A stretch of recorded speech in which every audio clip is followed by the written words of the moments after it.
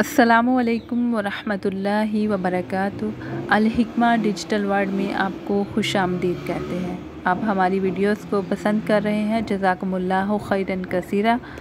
हमारी आज की वीडियो का टॉपिक है रसूलुल्लाह सल्लल्लाहु अलैहि वसल्लम के तरीक़े आब नोशी की हिकमतें।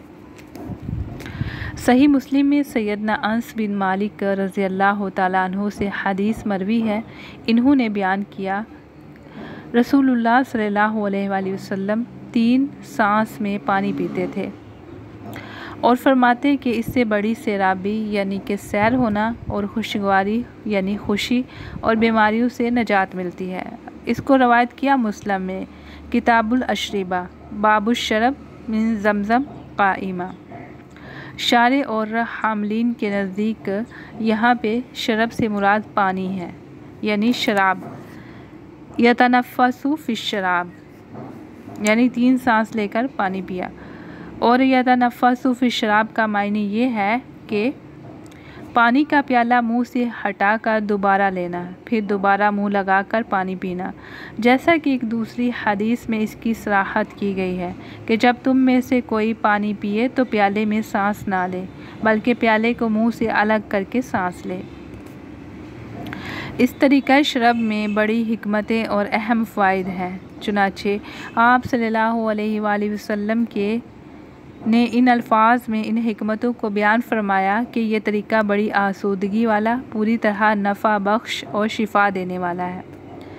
यानी मैदे को प्यास की शिद्दत और इसकी बीमारियों से निजात देता है, इसलिए कि भड़कते हुए मैदे पर अगर अचानक से पानी डाल दिया जाए तो उसके लिए नुकसानदेह है।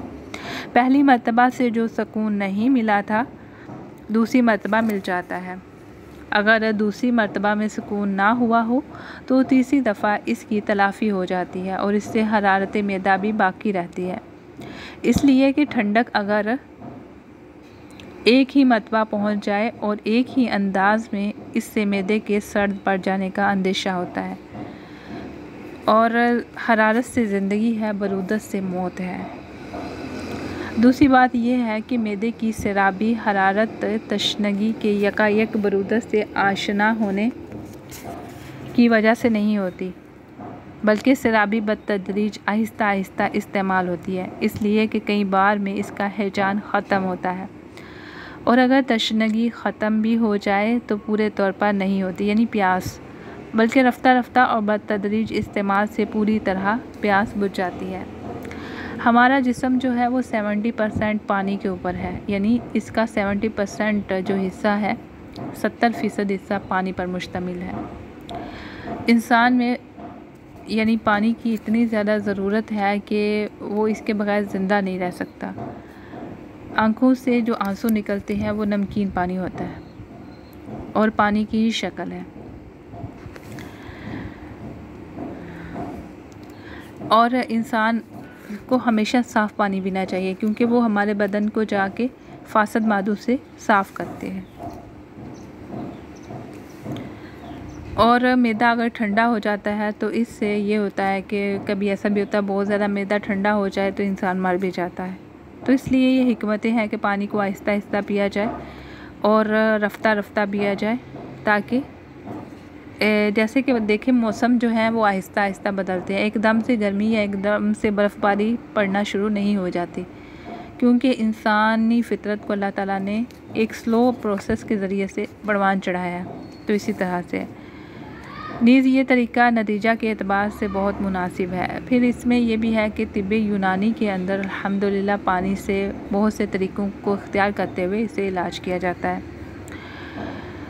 और पानी को इस्तेमाल करते हुए बहुत सारी अद्वियात को बनाया जाता है जो कि बहुत फ़ायदा देती है, हर तरह की आफत से जो है बचाता है, जो एक बारगी पानी पीने से पैदा होती है। यानी एक ही दफ़ा अगर आप पानी पी लेते हैं तो आपको बहुत सी मसाइल पैदा हो सकते हैं, मैदे में दर्द हो सकता है, हार्ट अटैक हो सकता है। इसलिए कि इस वक्त शिद्दत बरूदत और इसकी मिकदार में ज़्यादती की बाइस जो इंसान के अंदर पाई जाने वाली क़ुव्वत हयात है वो बुझ सकती है, या इस तरीके से इस कदर ज़ौफ़ का ख़तरा रहता है। फिर ज़ौफ़ की सूरत में मैदा और जिगर कमज़ोर हो सकते हैं। गर्म इलाके के लोगों में तो इससे अमराज़ रद्दिया पैदा होने का अंदेशा होता है, यानी जहाँ पे जो इलाका ज़्यादा गर्म होता है, जहाँ पे दर्जा हरारत 40 डिग्री से ऊपर रहता है, तो वहाँ पे अगर पानी एक बारगी पी लिया जाए और ठंडा पानी इस्तेमाल किया जाए तो वो अंदर की चीज़ों को जमा देता है, खून को जमा देता है। आप आसान समझ लें। जैसे हिजाज़ और यमन वगैरह के बाशिंदे हैं। इसी तरह गर्म मौसम में एक ही दफ़ा पानी पीना बड़े ख़तरात का हामिल है, इसलिए कि इन मकामात के बाशिंदों की हरारत अंदरूनी जानिब पहले और फिर कमज़ोर हो जाती है, और गर्मियों के मौसम में ख़ुसूसियत के साथ।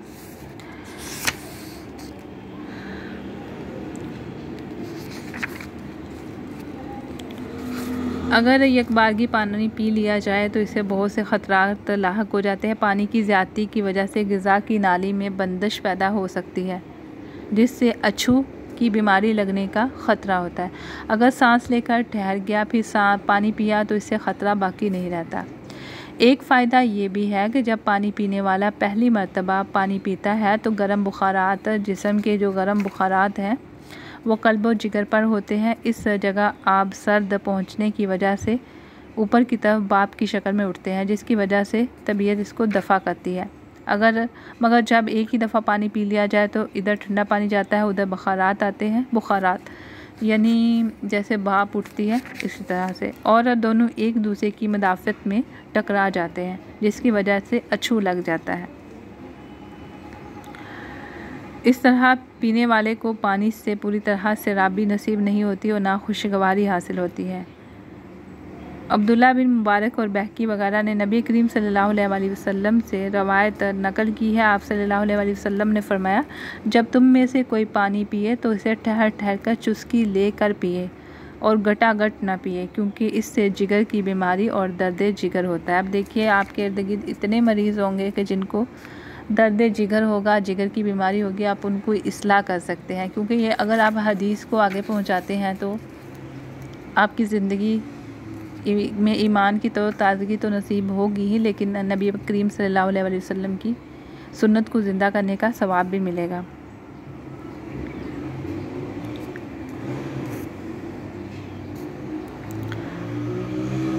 और इसको शाबुल ईमान लिल बहकी में बयान किया है। ये ज़ईफ़ हदीस है। चुनाचे इमाम तिर्मिज़ी ने अपनी जामे में नबी करीम सल्लल्लाहु अलैहि वसल्लम से रवायत किया है कि आप सल्लल्लाहु अलैहि वसल्लम ने फरमाया, ऊँट के पानी पीने की तरह तुम एक सांस में पानी ना पियो, बल्कि तुम 2 या 3 सांस में पानी पिया करो, और पीने से पहले बिस्मिल्लाह कहो और पीने के बाद अल्हम्दुलिल्लाह हम्दो सना इलाही बयान करो। इसको रवायत किया है तिर्मिज़ी ने किताबुल अश्रिबा, बाब मा जा फ़ी तनफ़ुस फ़िल आना, और ये भी ज़ईफ़ हदीस है।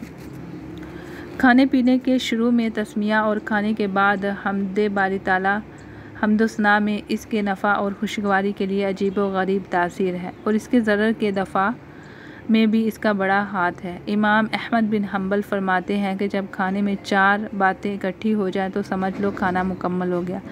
खाने से पहले शुरू में बिस्मिल्लाह पढ़ना, खाने के बाद अल्हम्दुलिल्लाह कहना, खाने वालों की ज़्यादती यानी बहुत से लोग एक ही साथ खाना खाएं, और खाना अज़ किस्म हलाल हो यानी हलाल खाना होना चाहिए।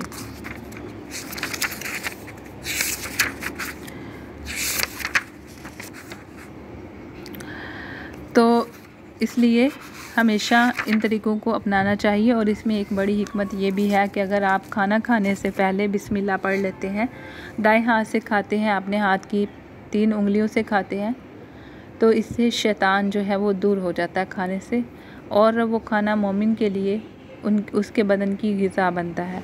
लेकिन अगर जो लोग खाते वक़्त या पानी पीते वक़्त जो है वो बिस्मिल्लाह नहीं पढ़ते, या तो उससे क्या होता है कि शैतान खाने पीने में शरीक हो जाता है, और शैतान इंसान को लगे तो बीमारी है, उसका कोई भी उज़व, उसकी उंगली पानी में चली जाए या बिलफ़र्ज़ एक बात है, तो वो बीमारी ही है, वो गंदगी और ग़िलाज़त है।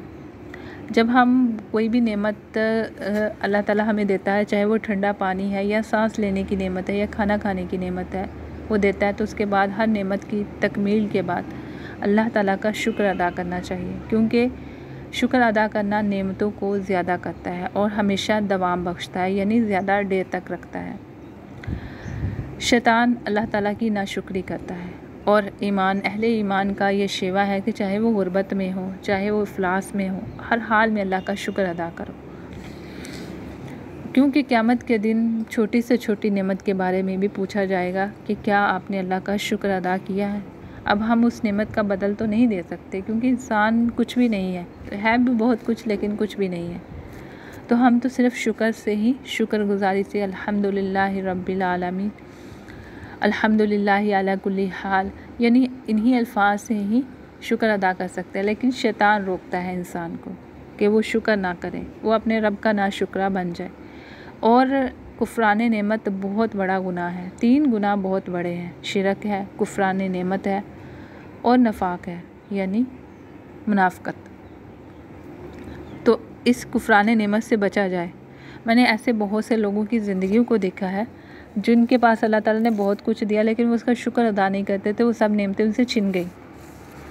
तो थोड़ा है, जैसा है, बदहाली है, कुछ भी है, अल्लाह का शुक्र अदा करें कि अल्लाह ताला ने बड़ी मुसीबत से, बहुत ज़्यादा मोहताजी से बचाया हुआ है। तो ज़िंदगी बहुत आसान हो जाती है, आपकी सोच बदलना शुरू हो जाती है, मुसीबतें छोटी लगना शुरू हो जाती है। और जब वो छोटी लगना शुरू हो जाती है, आहिस्ता आहिस्ता वो ख़त्म भी हो जाती है। आप इसको अपनी ज़िंदगी में देखेंगे, ये मौजूदात आप खुद देखेंगे। हमारा अकीदा, हमारा अमल ही हमें आगे लेके जाता है। अल्लाह ताला को कौन सी चीज़ें पसंद है? हमारे किरदार की बुलंदी, हमारे ईमान की पुख्तगी, हमारा अमल, हमारे तक़वा की गहराई।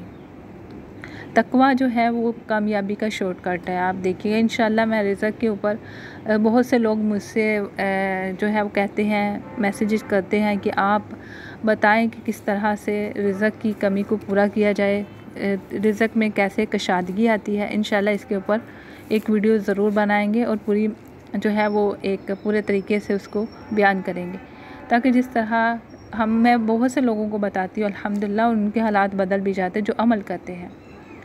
क्योंकि ये जो इस्लाम की बातें हैं, ये तो हमने फैलानी ही है, इनको छुपाना नहीं है, और इन्हीं के ऊपर अमल करके अल्हम्दुलिल्लाह अल्लाह ताला ने हमें भी कामयाबी दी है। तो इंशाल्लाह आज के लिए इतना ही। उम्मीद है आप सब लोग खैर व आफियत से होंगे और हमारे चैनल को देखते रहिए, हमारी वीडियोज़ आप लोगों के लिए ही हैं। वस्सलामु अलैकुम व रहमतुल्लाहि व बरकातुहू।